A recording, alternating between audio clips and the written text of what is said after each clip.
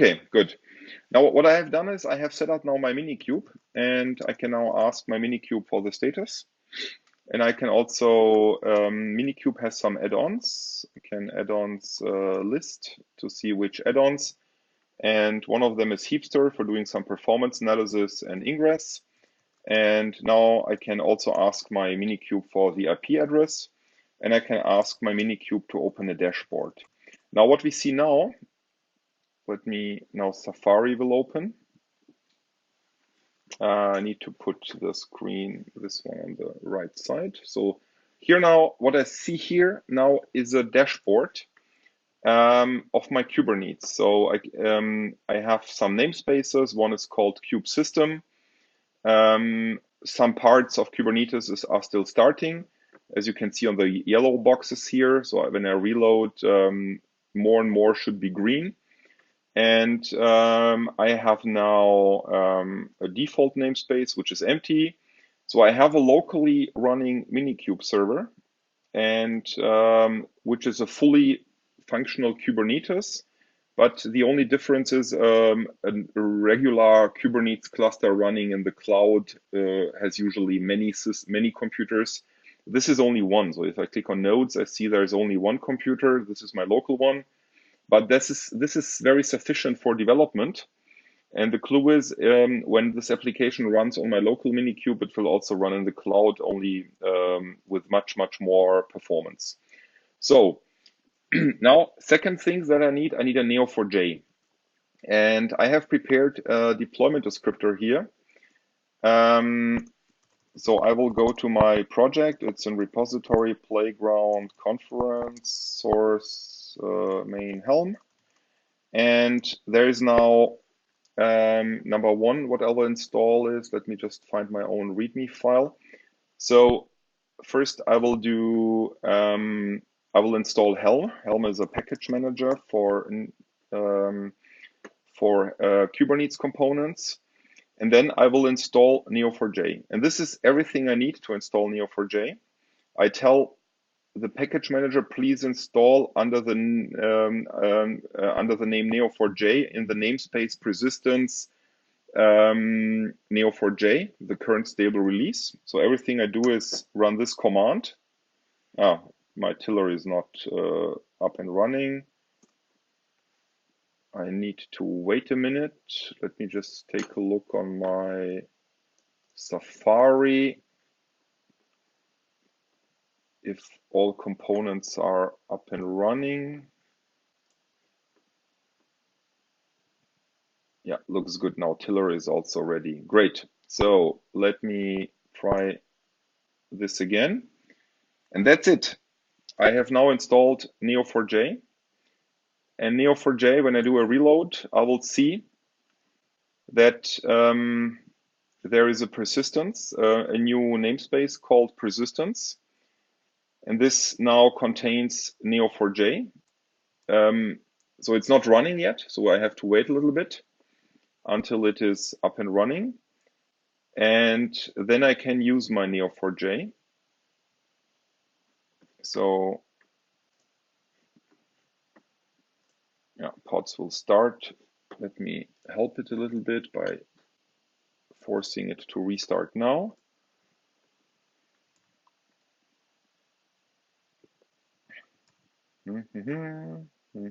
Okay, now it's starting. So what happened now is I just told Kubernetes, please load the image from the internet and installed it locally, and I provided a complete configuration. So it's no difference if I have a single node Neo4j or if I have a cluster enterprise-wide. And now that's it. My Neo4j is now up and running. And I need to do some tweaking now. I will delete a so-called service. I will install a new service. And what I also need is I will now connect to my database. So when I open a new tab, oops, there's a typo.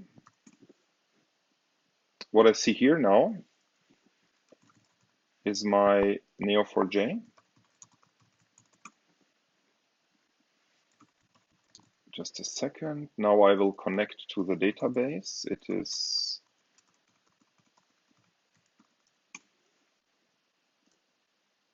and that's it. So now I'm connected to my Neo4j database.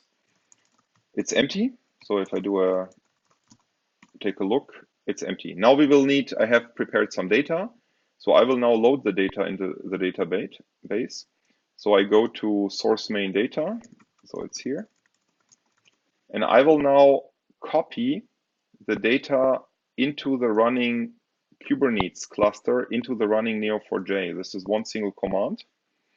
It's copied now.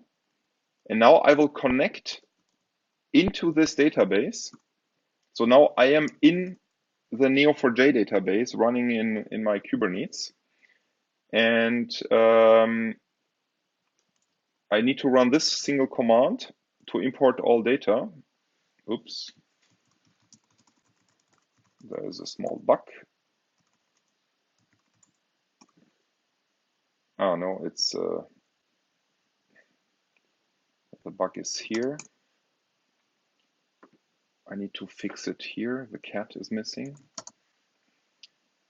And so when I count now how many nodes do I have in my database, it tells me this is now the data in the database.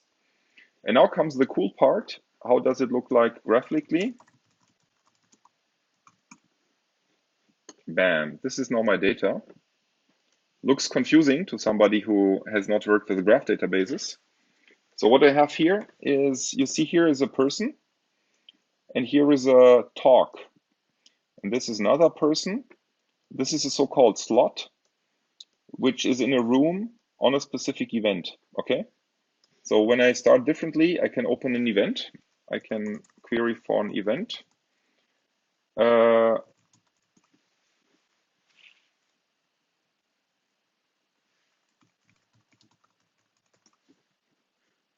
Yeah, connect.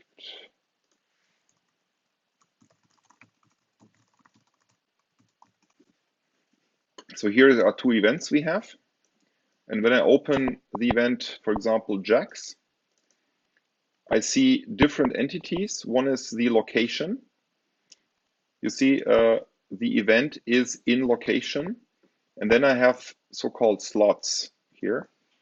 And then I open a slot, and this slot tells me that a slot has a date and a time, like at 10 o'clock will be a talk in the room München regarding microservices. And when I open now microservices, it will tell me that it will be held by those two persons here.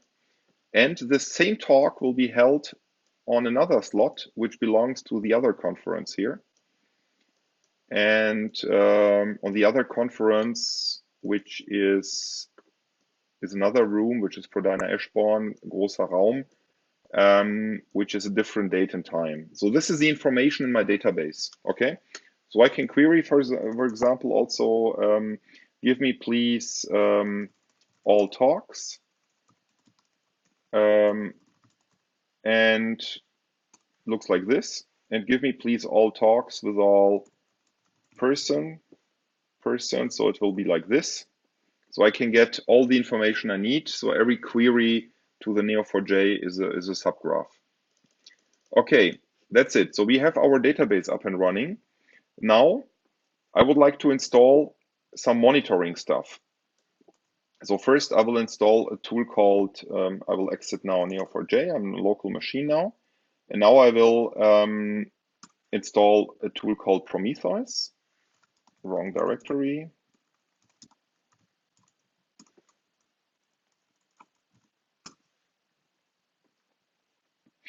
And I will install a tool called Grafana. So now we can take a look on our Kubernetes dashboard. Everything will be now starting. So if I take a look, I have a new namespace. This namespace is called monitoring. And in monitoring, multiple components are installed. So one installation is not only one running process, it can be multiple running processes. All of those are existing Docker containers I'm simply using. I don't have to install manually any kind of software. I'm just declaring what I need, and everything is pulled directly from the internet. I just need to wait until everything is up and running. Are you still here listening? Good, good. Yeah, I just want to ensure that I'm not talking half an hour without an audience. This this is not. Yeah, this happened to me once, so I'm okay. So we just need to wait. You see, it's starting all the components, so Prometheus and Grafana, and yeah,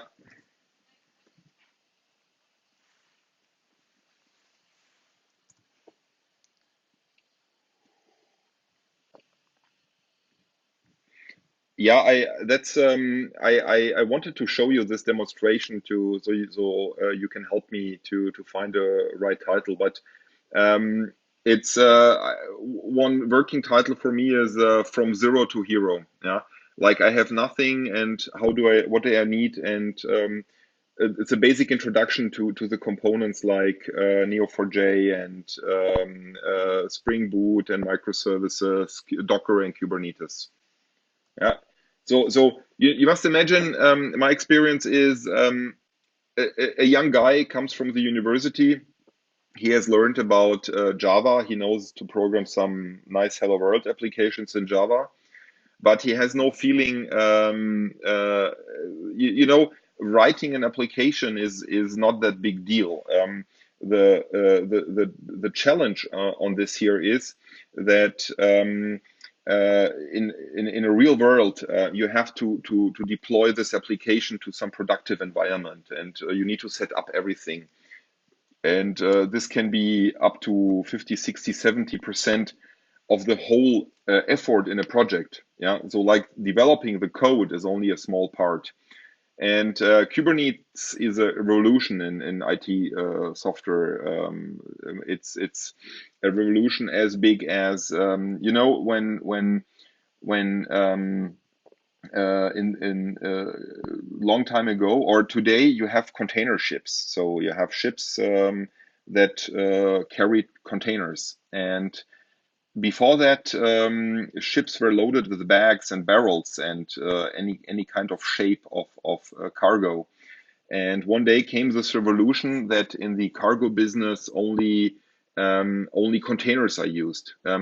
So we could standardize the ships, and we could standardize our harbors and automated loading unloading facilities at the harbors because we are only handling containers, and we don't care what is exactly inside of a container.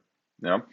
And Kubernetes and Docker do exactly the same. So you must imagine this is a container ship, and I'm running now multiple containers inside, and each of these components can be very complex, and I don't have to install any local software on my computer.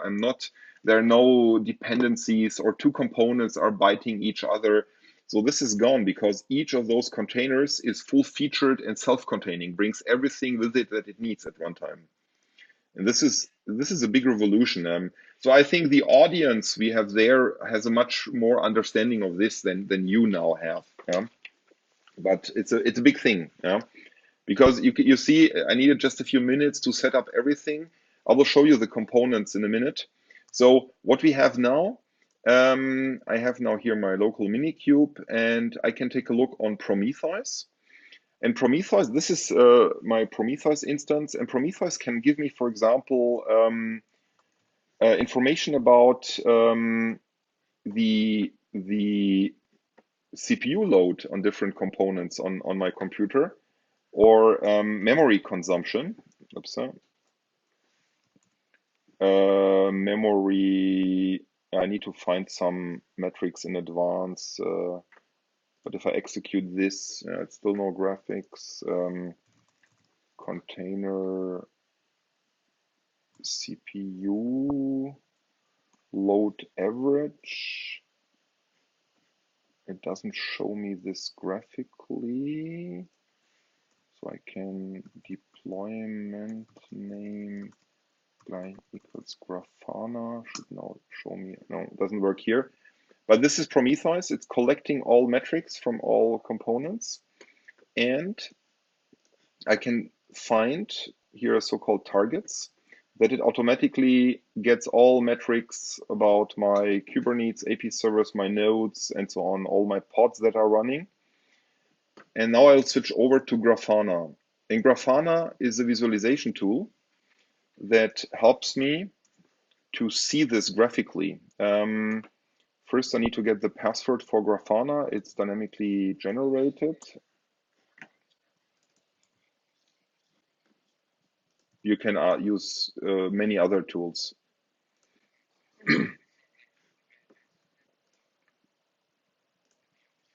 No, no. You can use any tool. Yeah.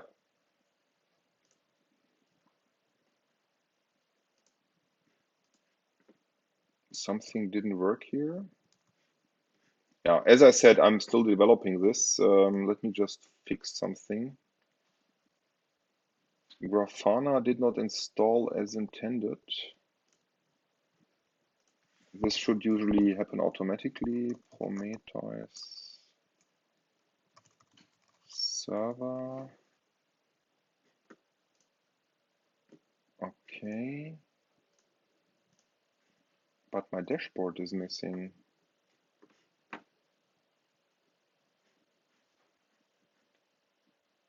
So I will now load a dashboard from the internet.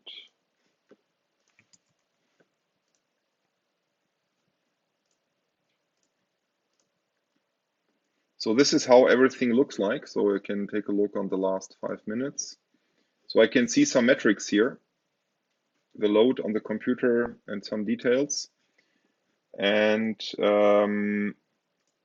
I intentionally wanted to have an own dashboard I created in advance, but this didn't work, but I will fix this.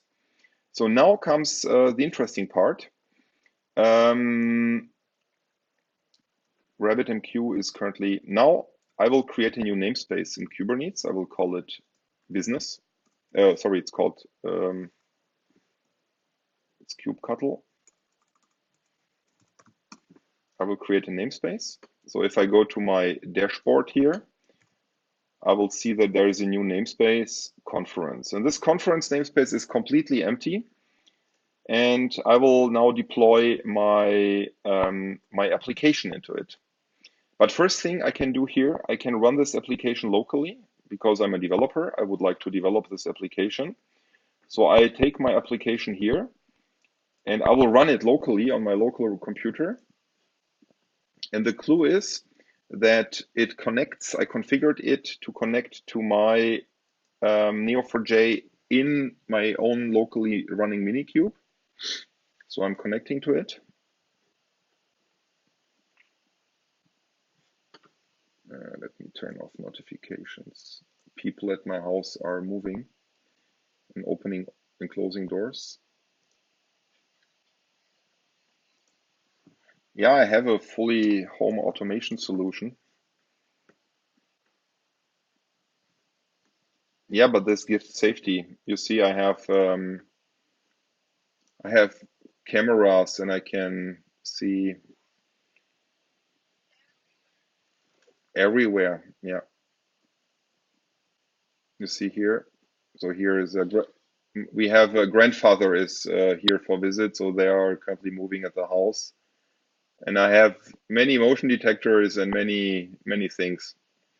I can even lock and unlock the door here. Yeah, each room, each light is controllable.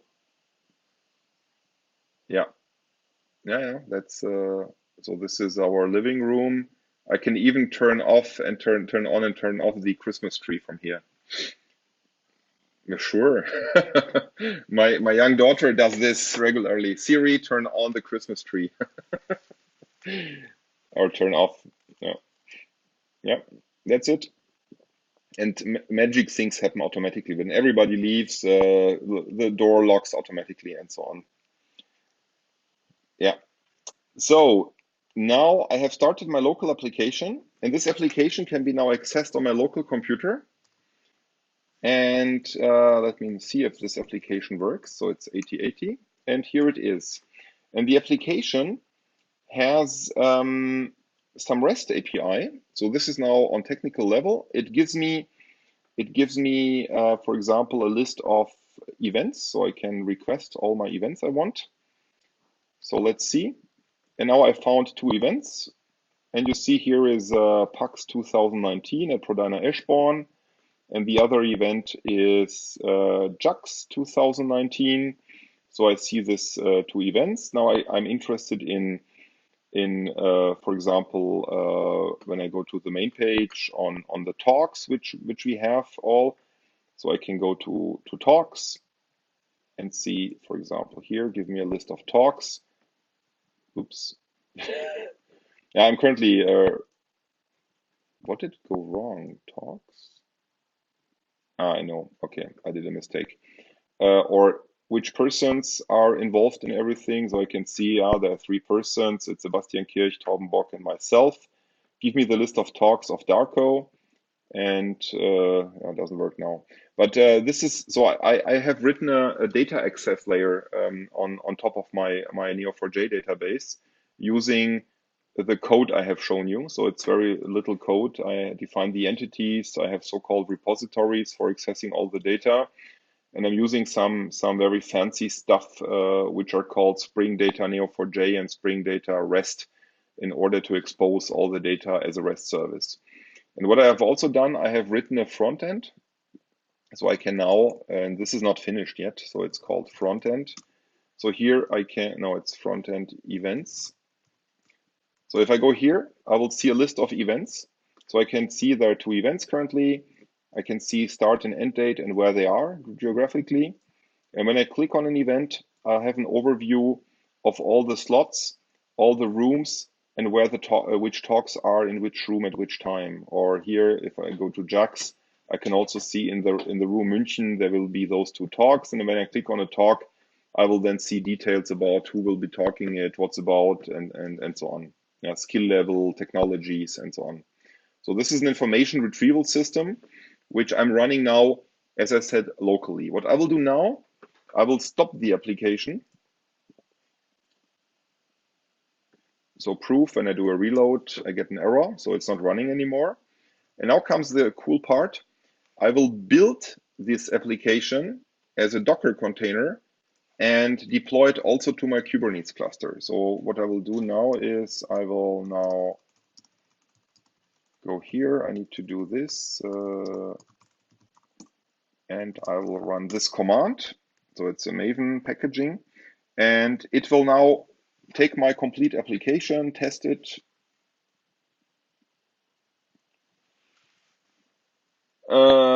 Yeah, I did some bigger changes in the last time. Let me just clean up.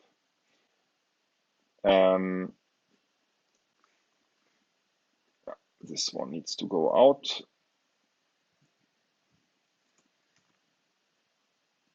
Oops, 1 line too much. Everything this might be looking confusing to you, but to some others not. Okay, now it's compiling. So all my complete system is built, is packaged, tested automatically. This is now locally on my machine, but in the real world, I would push my source code changes, and then a build server would do this automatically. But this requires to up and download a lot of data, which I will not be able to do on the conference, so I will not rely on external internet services. So now everything will be, this is also first time, needs a little bit longer to build the image. And the cool stuff is that now my own developed component is also a Docker container. So Kubernetes is not doing nothing more than executing Docker. And as you can see here, when I click on pods, this is running Docker containers. If I go to all namespaces, and all component I have deployed is like Grafana, Prometheus, or Neo4j is all is Docker containers. And I will now, as I said, I'm also building a Docker container now, and directly and will deploy it. So it will. I tested it locally. Now I tested it. It obviously works as expected.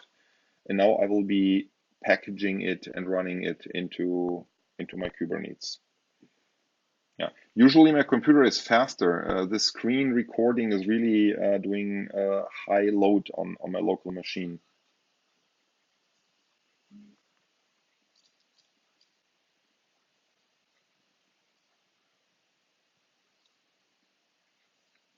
No, I will continue. You just have to understand that it will be faster when I do this without recording. And also this screen sharing with Teams is also consuming power. So this I have done this several times. It was much faster than now because you must imagine I have a particular amount of CPU power and memory. Because technically this is a virtual machine which about uses half of the power of my computer, but additionally Teams and QuickTime recording, this combination really kills. Yeah, but no problem. You just need to wait a few more minutes. Yeah, how is weather in Amsterdam?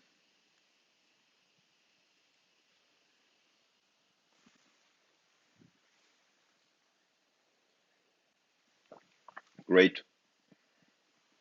And how is London?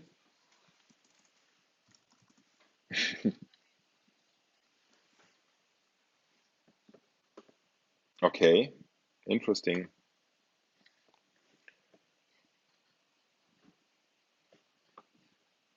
Oh, that's fine. So now I will install um, my own application. So I go to source main Helm. I have prepared a deployment descriptor. And now comes the cool part. I will deploy it. And now it's deployed. So when I go again to my dashboard, I see there is a new pod, which is called Conference. And this is now my own application. So it's being started. Let me just switch over to Conference so I have a better overview. So it's not running yet. You see here, this is the name of my Docker image. It's the Križić conference latest, so the latest version automatically. So it's still starting. I can even, when I click, for example, on the pod, I can see the logs, how it's starting. And you see here the Spring, the same as you have seen in my console. So it's same application is now running inside of Kubernetes. Now it's up and running. That's great. And yeah, everything I can do now is I will open a new tab. I go to here and I will open this URL, which is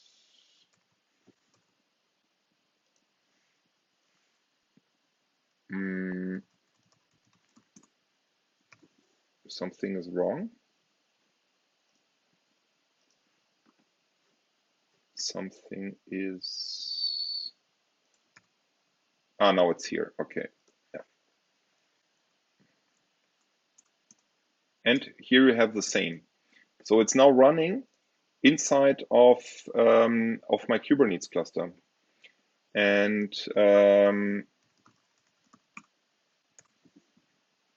yeah, it must be front-end events. And here are my events. Yeah, I will make this page look more like a real application. It's I'm currently working on the technical stuff, but now I click on an event and I see all of my data here.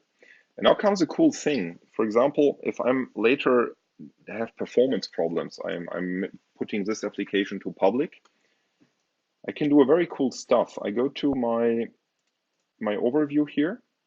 I have my deployment conference and I see it runs once, only one time. I would like to scale it to run 3 times. Yeah, 3 instances have 3 more power. So I simply scale it out now. So I tell it, please run it 3 times. And you see, one is already running and 2 are being created now. So this is the power of Kubernetes, that it is able, I can dynamically scale all my environments. There is no software installation required, nothing. So now I need to wait a little bit. because there is a mechanism called readiness probe. Kubernetes starts it. And yeah, it's starting and will be available soon. My fans got a little bit louder because each of those components require memory. Now let's reload it.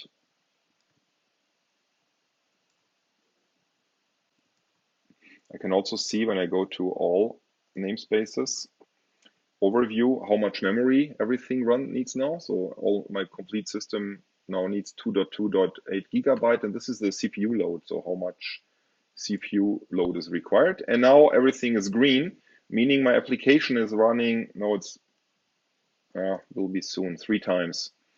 And the cool stuff is, so every time there is a mechanism inside of Kubernetes called service, which is a load balancer, telling me there are 2 instances, and it will automatically distribute the load on all 3 instances. And when they are up and running. Now the computer is so slow that this readiness probe fails a little bit. But the cool thing is I can go to my application, I can reload, and everything works. And it's automatically distributing the load on all 3 instances. And this is the cool stuff. Great. And what is also now new, if I go to Prometheus,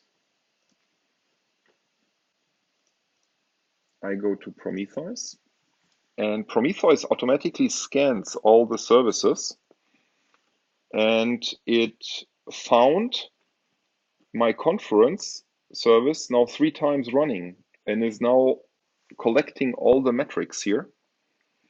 And yeah, one is not up for it. That's okay because it's still starting. What I can do, I will scale it down. I think 3 times is too much for now. Or let me see. Yeah, okay, I will scale it down. That doesn't make sense. Let me go to deployments, conference, scale. 1 is sufficient. Okay. And when I go to Prometheus, it will also detect, you see, it found it once. So here's now Neo4j, here's now our conference service. Great. And this conference service, again, now delivers some data. So when I do, I can create a new dashboard in Grafana. And I have created some metrics. One of them, it's conference. No, let me just see how the metric is called. It's, oh no, I don't have any metric. Yeah, I have, but I can have this container CPU load average 10 second container name equals conference. So here I can see the CPU load of my services for the last 5 minutes. Why doesn't it? Yeah, I need to ensure that everything really runs. Again, new dashboard, graph, edit, container, CPU load average, deployment name is conference for the last 5 minutes.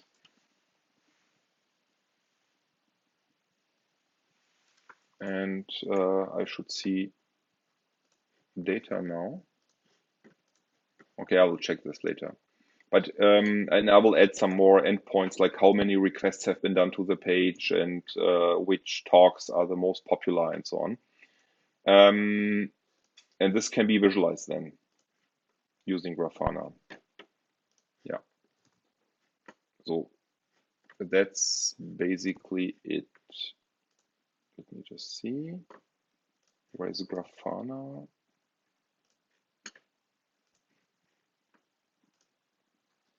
New dashboard. Yeah, there's a small glitch because normally containers CPU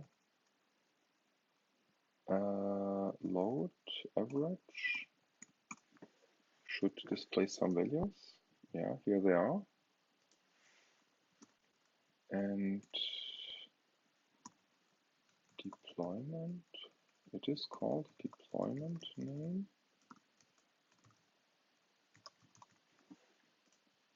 Nothing. Or is it deployment?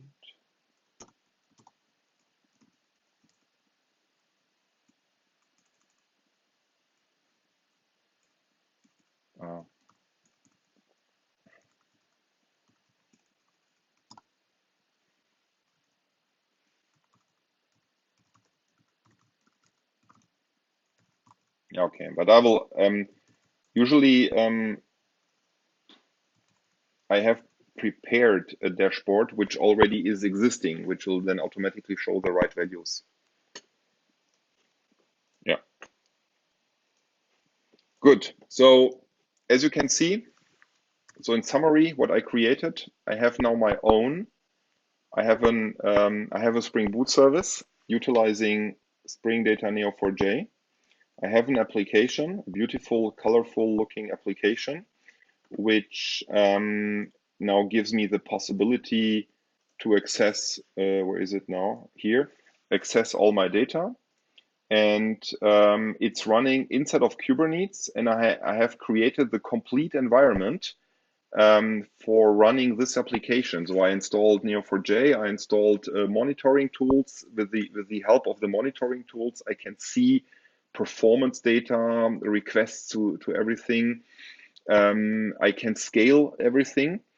And the biggest advantage is I could take the same. I can go, for example, to Amazon or AWS or Google Cloud, instantiate a Kubernetes cluster in the internet and deploy the same configuration into the big Kubernetes cluster and have an up and running application.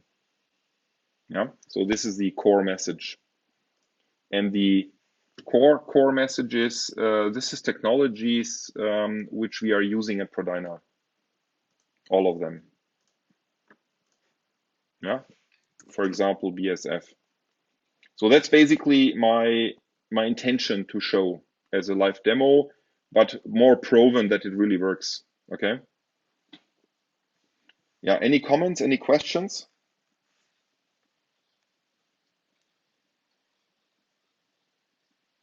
Yeah.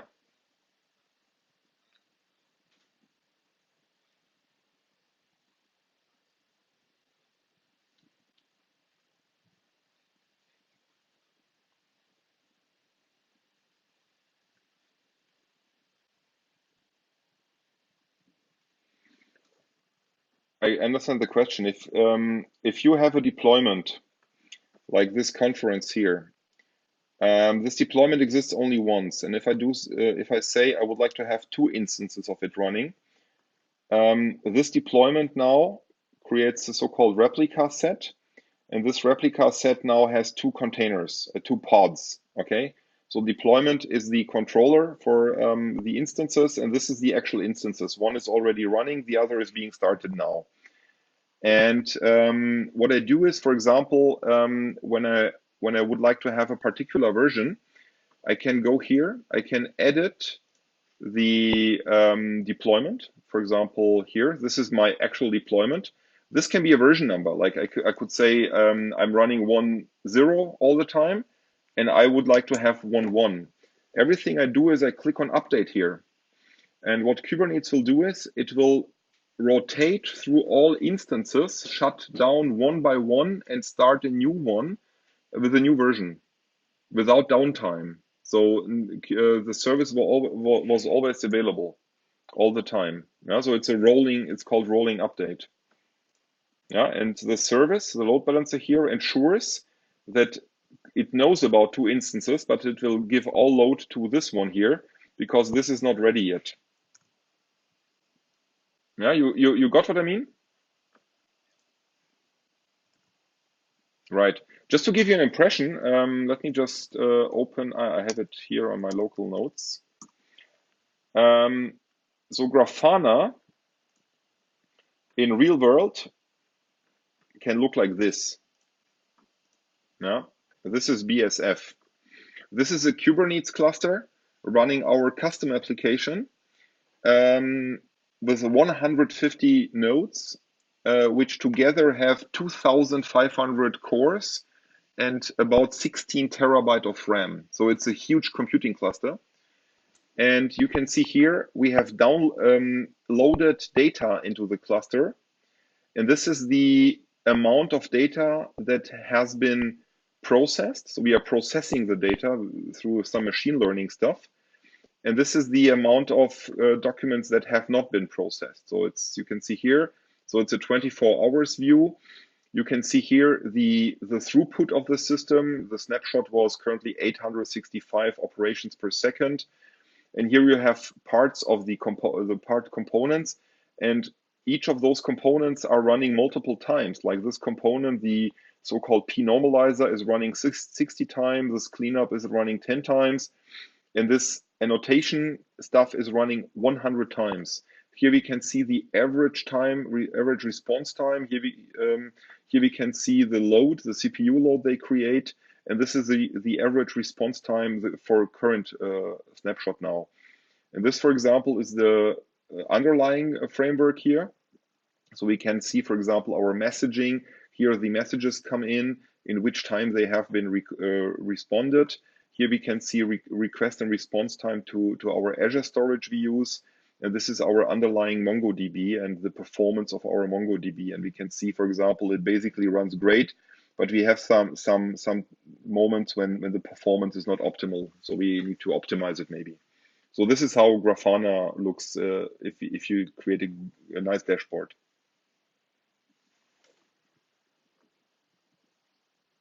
Yeah, right. So as I said, I will improve the demo. Finally, my second pod is up and running.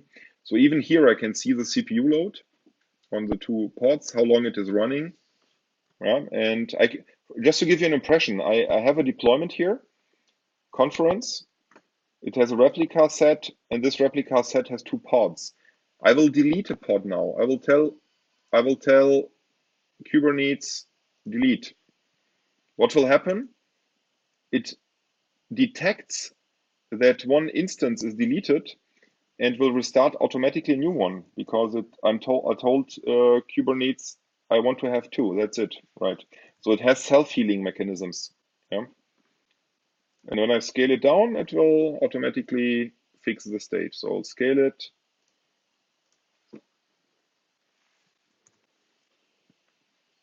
Yeah, yeah. If if you have a large Kubernetes cluster with multiple nodes and one node completely crashes, Kubernetes knows what was running on it and will restart the same pods on other nodes automatically, right?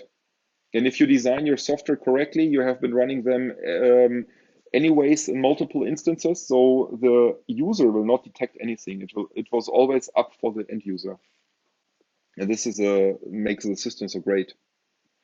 By the way, Kubernetes comes from Google. Google is running their own stuff on Kubernetes, on a predecessor of Kubernetes called Borg. And they donated this piece of software to the open source community, and this is now Kubernetes. And Kubernetes is now the most popular orchestration software for Docker. I mean, we are using Docker, but very indirectly. We don't have to see Docker at all. As I said, it's an orchestrator. So I define a Kubernetes cluster. I define which machines belong to the Kubernetes cluster. And the only piece of software that is running on those machines is Docker and Kubernetes. Everything else is part of the containers. So this Grafana says I need a special Linux version. So the container contains this Linux. So I never have to install any software locally on the machines. This is always part of the Docker images. And this makes, yeah,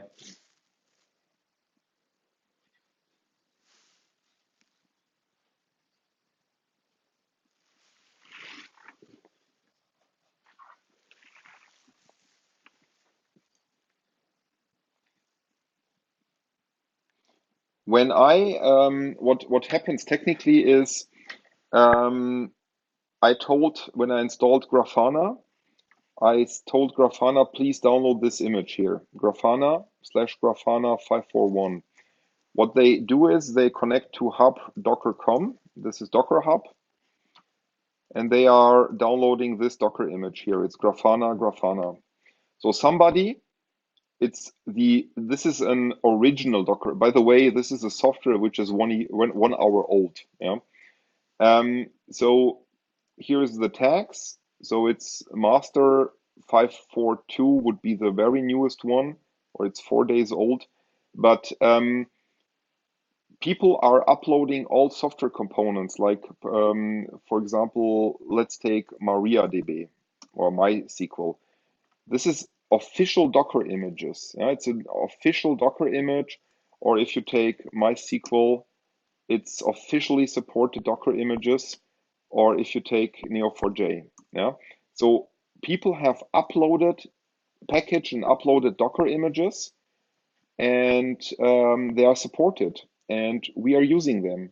So in the moment when I deploy an application to Kubernetes, I'm deploying actually technically a deployment descriptor. I can show you in the source code. It's here, Helm. Now my own application is Conference here.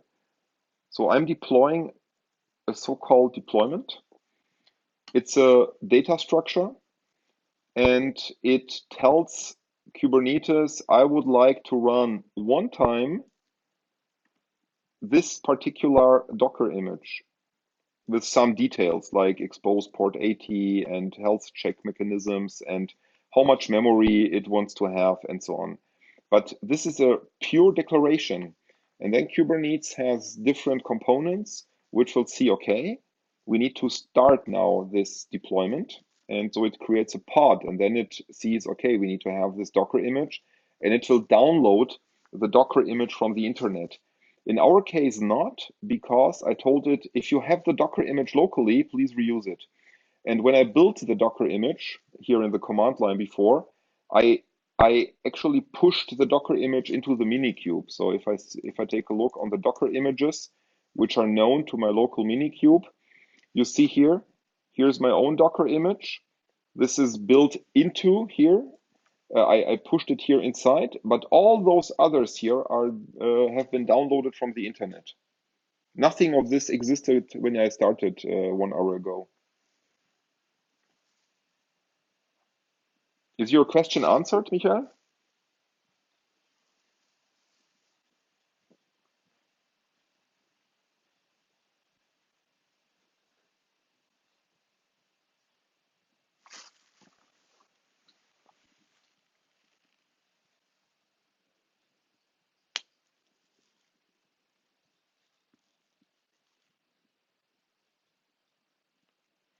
Um, the um, the components here, for example, I'm not sure what your real question is, but let's.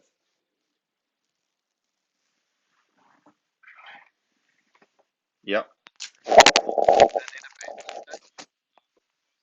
Ah,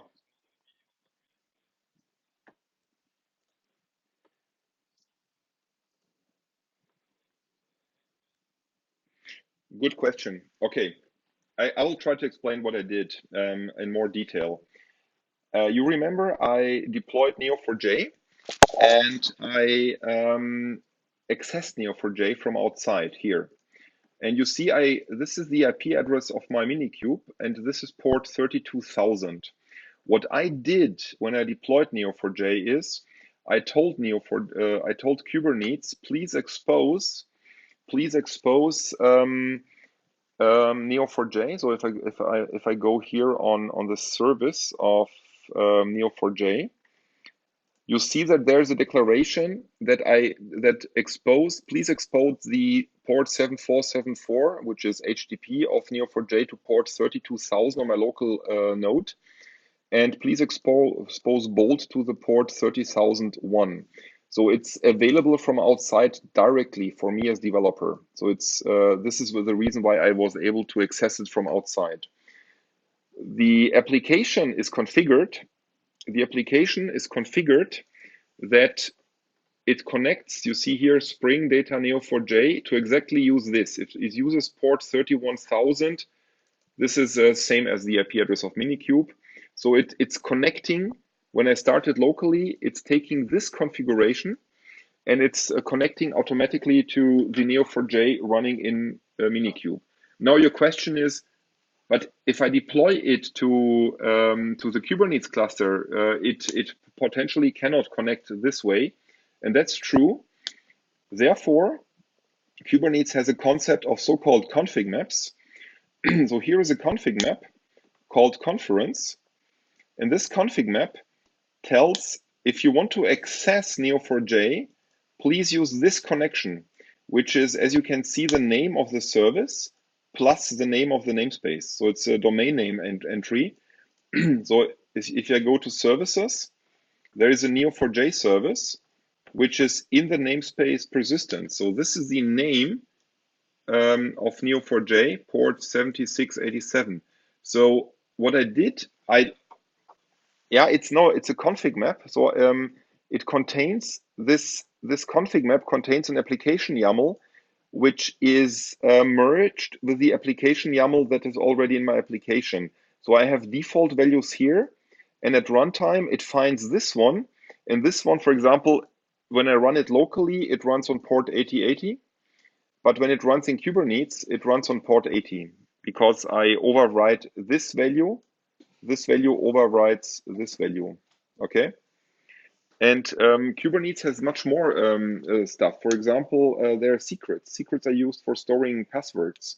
For example, the Grafana deployment created a secret, and this secret contains a password, which is hidden by default. So here is the password of Grafana, which is a random password. Each time I deploy new, it recreates a password. And at runtime, it loads this information to define the password. And Kubernetes, now I have full permissions here, but Kubernetes can be configured that I, as a normal operator, can see that there is a secret called Grafana, but I'm not permitted to see the password. You see, per default, it doesn't show it to me. So I can deploy something. It uses a secret, but I, as an operator, cannot see it actually. So there is much more about Kubernetes than I was able to show you in the short time.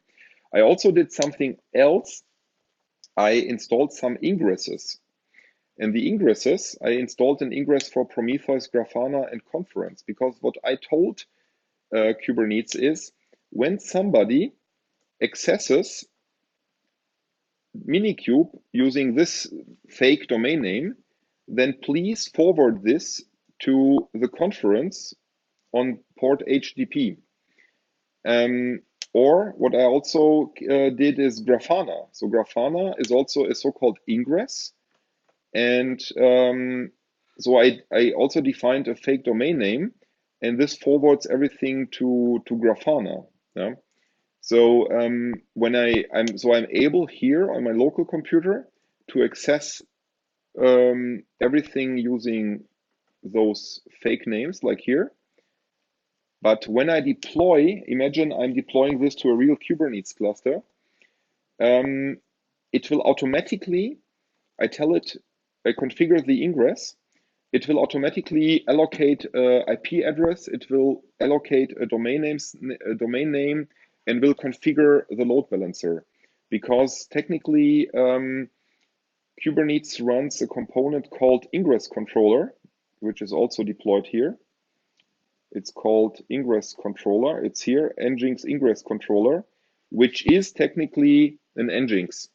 Okay, so it's a web server already running. And simply by deploying an ingress, this ingress controller is taking requests, because if I access it, normally, if I access HTTP with the IP address only on port 80, it will tell me this is my default backend, so it doesn't know where to request it. But if I access it with a name like conference, there's a fake service called nip.io, which is a fake DNS service. Same IP address, but now it knows, okay, if somebody comes in with conference, then forward it to the conference application, okay? And then I'm here. So I'm accessing my application from outside. So in summary, if I would deploy it in a real Kubernetes cluster and give it real domain names like conference.com, it would instantly work without further configuration. Okay? It's a very powerful technology. We are using it at BASF, we're using it at Postbank. We have requests for customers who would like to introduce it. For example, Markant in Offenburg or Lufthansa Cargo. I had some workshop a few days ago because every customer is interested in Kubernetes. And we are also WLT is doing Kubernetes, by the way. Yeah? So this is this software stack, this Kubernetes, in combination with Docker, is a revolution in the IT world. Yeah? Because it revolutionizes the way how we handle and deploy software. Because somebody who is doing like or I'm a developer and I'm able not only to develop the software, I'm also able to deploy it by myself because I don't have to have special knowledge about Linux and software installations and all the different Linux variants. Everything I need to know is I have to have a training in Kubernetes and how it works and how I design my application against Kubernetes. And this is exactly what I did here. I'm using Spring Boot, and Spring Boot is optimized for running in Kubernetes. So this component I developed by myself is optimally running now in Kubernetes. And I did DevOps by myself. I developed it and I'm operating it currently in my local Minikube. But if I would now, I could really go to Cloud Google.com. Yeah? So I could really go here to Cloud Google.com. I could throw in a few dollars and I could start now. So here's I go to my console and I could now create a Kubernetes cluster. So currently I have nothing running here, and here's a project called Kubernetes, but I have shut it down because it costs money. And now I need to I create where is it? Dashboard, no, it's RP and services. Where is it? Kubernetes engine. I need a cluster. So here's a cluster. There is none currently running, but let's create a cluster. And now, and I give it a name. I can define where it runs, where in the world, like Europe North, which is Ireland. I can define the version. I define the version, and I'd say I need 10 computers. And I can define the size, like 16 cores. So I have 160 cores, 104 gigabytes of memory. You see it's sliders, literally, yeah, here. I can change this later at runtime even. I can extend memory. I need CPU intensive machines, like I need 1 terabyte of RAM on 10 or 500. And I can also define other details. I can define GPU types for compute intensive. And then I click on create, and then I pay per hour, and then I access it absolutely identical to here. So kubectl get when I say get nodes, it will tell me I have one node, and I will get a configuration how to access the cluster, and I will access it just for give you an impression. I'm now switching the configuration. This configuration get configs, get config. Config get contexts. You see, I have multiple configurations here. This is BASF development. This is at home. I have a Kubernetes cluster at home. So what I will do now, I will say kubectl config use context home. So I'm switched. It's a different configuration. And now I say kubectl get nodes. It doesn't work due to my firewall. I'm using a non-standard port, which our Prodina firewall permits. But then you would see Yeah. Or if I go to kubectl, get yeah, just to give you an impression, kubectl config use context dev or QA, which is our BSF QA environment. Kubectl get nodes. It's shut down because of Christmas. Okay, here's our development environment. You see, it's a totally different environment. Yeah? You see, we have like 28 machines running there. Yeah?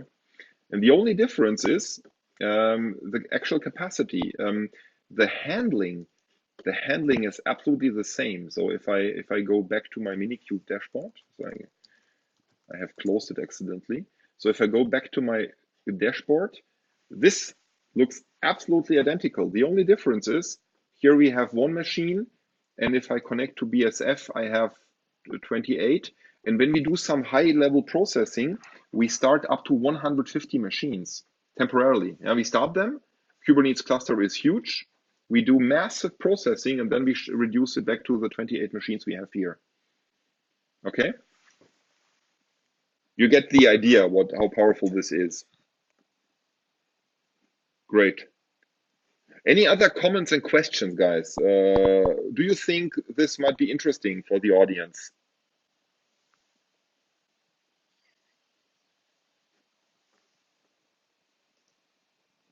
It's an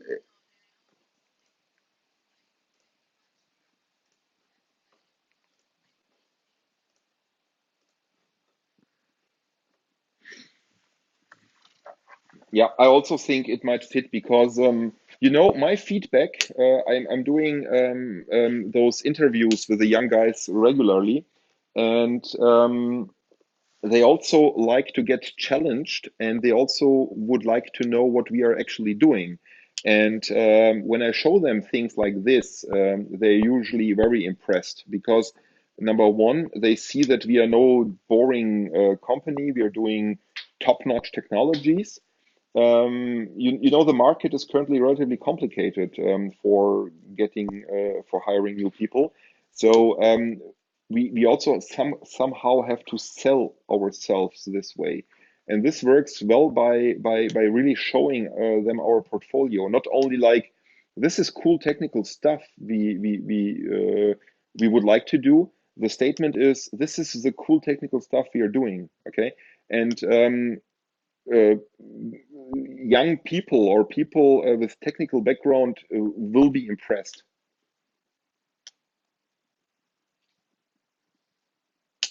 Yeah. So as I said, I have shown this to Lufthansa Cargo. They said, I would like to.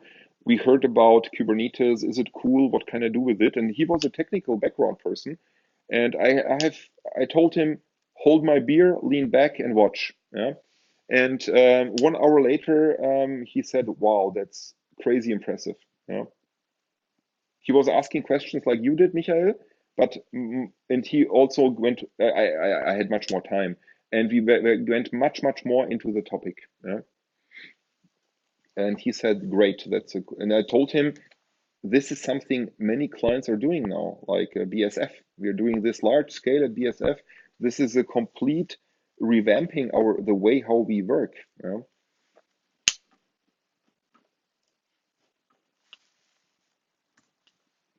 Good. That's my intention. So I wanted to show you this. Yeah, I will.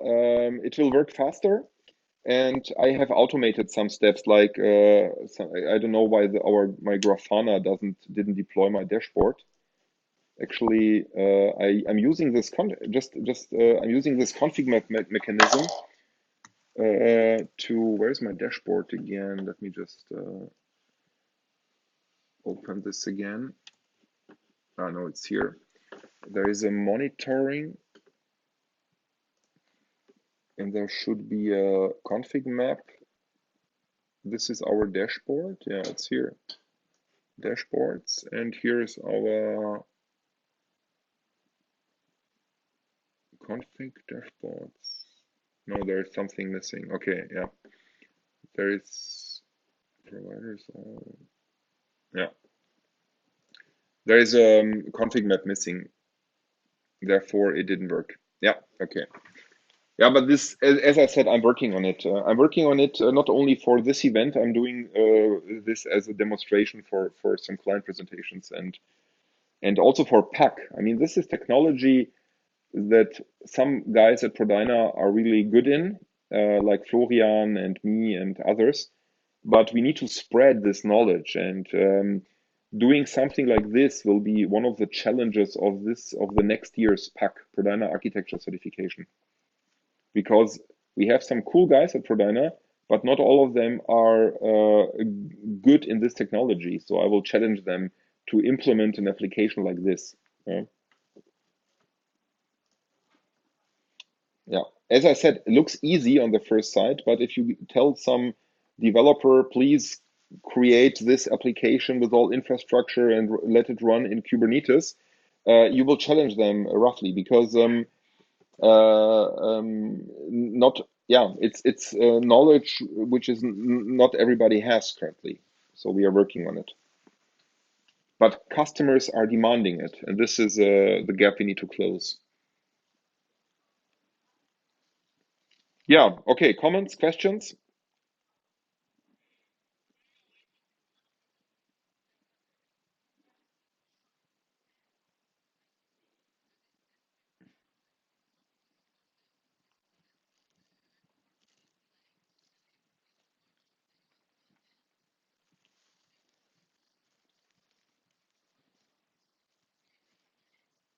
Yeah,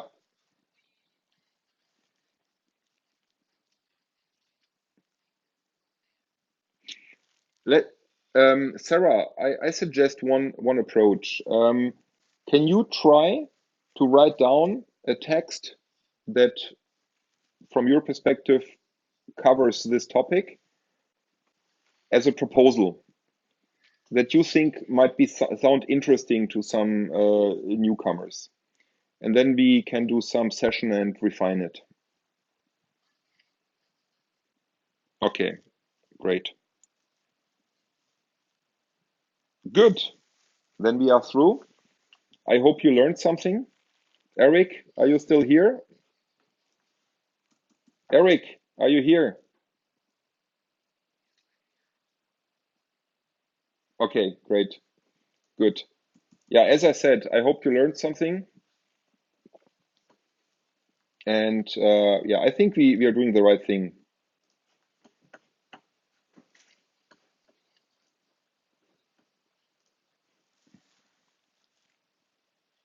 Yes.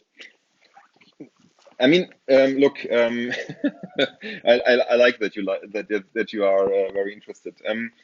Okay, just to give you an impression, Kubernetes is available on GitHub for free. So if you log into GitHub, you will find a project called Kubernetes. And Kubernetes is, by the way, is the most active open source project on Kubernetes. So here is Kubernetes. Everybody can download it. It's here is an open source system for managing containerized application across multiple hosts, blah, blah, blah. So if you and because it was gifted by Google to the open source community, and it's a massive development right now behind it. It has really fast progresses. Here are the issues that people are working on it. Here are pull requests that people open source allows that everybody forks it and creates an improvement and creates a pull request.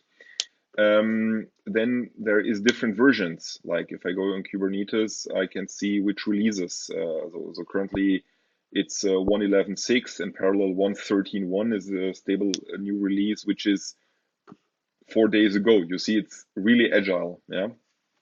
And so there are implementations. If I go to Azure, Microsoft Azure, so let's log in as my private account here. Um, they are yeah, okay. Yeah, looks good. So if I go to, this is now Azure Cloud Provider. And if I go here and I say I need a new create a resource, they ask me what, and I say I would like to have a container, a Kubernetes service. Yeah? So you can buy this same as in Google, is a pay-as-you-go. I can define a resource group, and then I give it a name, I give it a location, I give it a version they support, and then again, you see sliders here, and then I say create, and then I pay per hour. If I go to Amazon, same. I sign in my account. It's the product is called AKS at Amazon, and it's called just 1 second. One password. I need my one-time password now. Yeah. I need to fingerprint. Oh, it wants to have.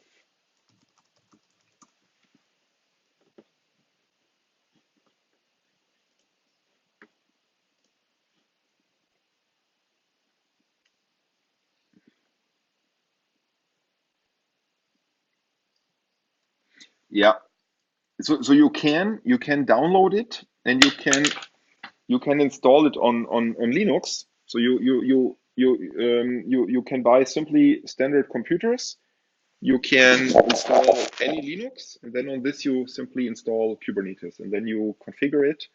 This is something that the cloud providers do for you. Technically, they're running Linux machines, nothing special. But if you're a company and you say, I don't like cloud providers because NSA is stealing my data, I would like to run everything locally on my local data center, then you can either download Kubernetes and run it yourself, or you can buy supported products. One of them is OpenShift. OpenShift. So you have, so OpenShift is basically a commercially supported packaged Kubernetes. That's it. Yeah, the Kubernetes. So it's intended to be downloaded, to be installed on your local machines. So for on-premise installations. And it's nothing else than a packaged Kubernetes, nothing special. Okay. But the cool stuff is the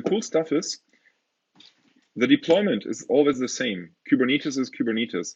Kubernetes, cloud providers have machines and they have storages. And when I deploy something, Kubernetes has to make it. And I don't care how they do it.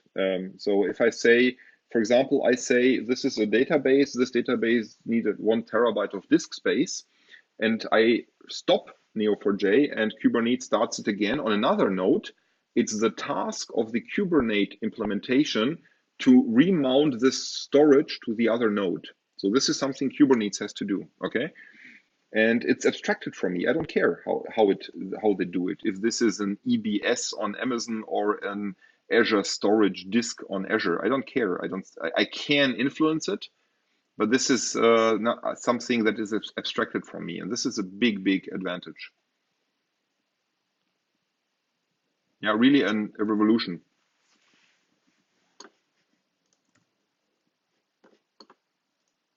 Or everybody is exhausted by listening. Hello?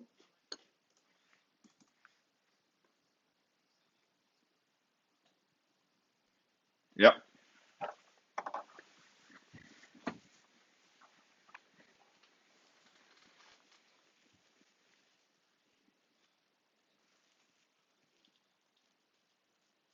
Yeah.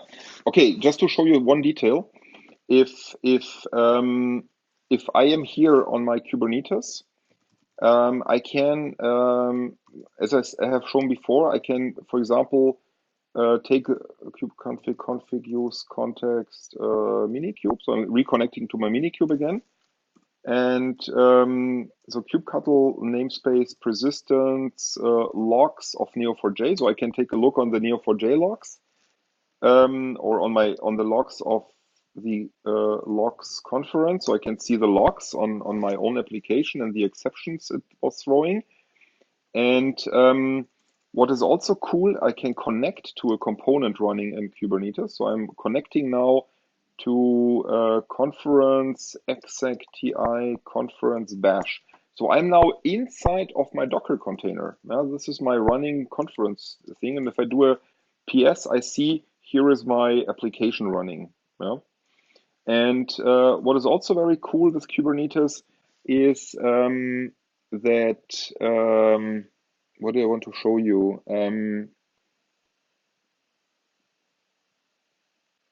I wanted to show you something.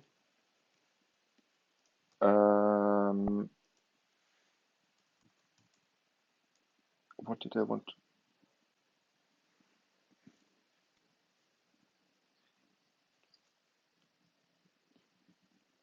Yeah, yeah. Look, if I inside, I will now go on. I will now say Minikube SSH. Now I'm connecting.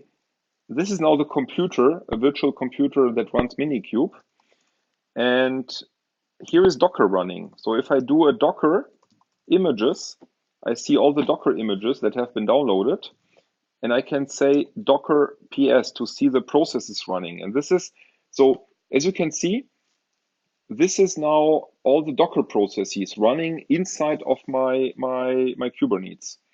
So you see there's many stuff running. And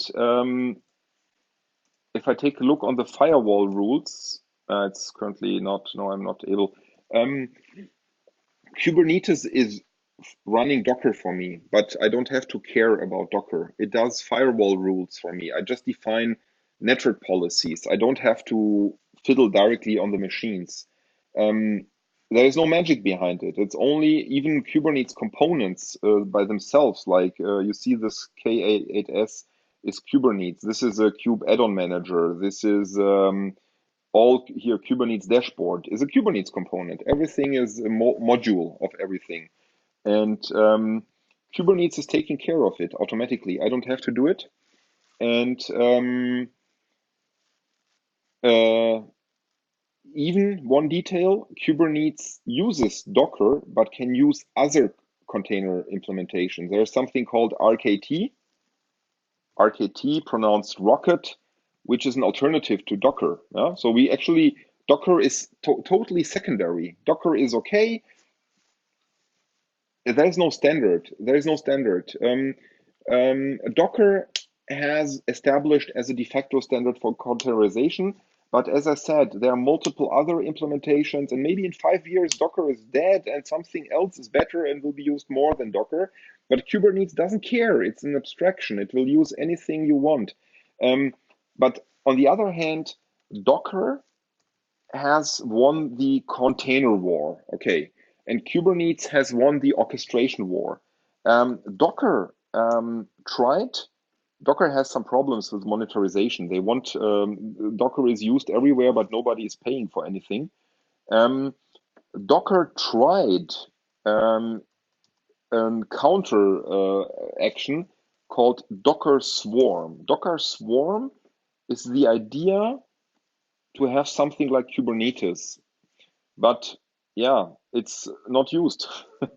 In short, yeah, it's Kubernetes has won it, yeah? Because Kubernetes was developed at Google to run 10,000s of servers and to manage it, and so there is 15 years of experience behind Kubernetes. You cannot simply catch up by sitting down and develop something like Docker Swarm, yeah. But as I said, Docker has won the container war for now, and Kubernetes has won the orchestration war. But there, in both sides, there are alternatives. Yeah. But we, on the other hand, we don't care. We use what is current, what is requested. Our challenge is clients would like to use it more and more because it brings so many advantages. It revolutionizes the IT, so you must be aware of that. And we at Prodyna, we need to gain more knowledge in it. We need more people so they will learn, like in PAC, but also we need youngsters to say, great thing, I would like to be an expert in it. Okay, great. Okay, Sarah, then you have a small task and then you contact me, okay?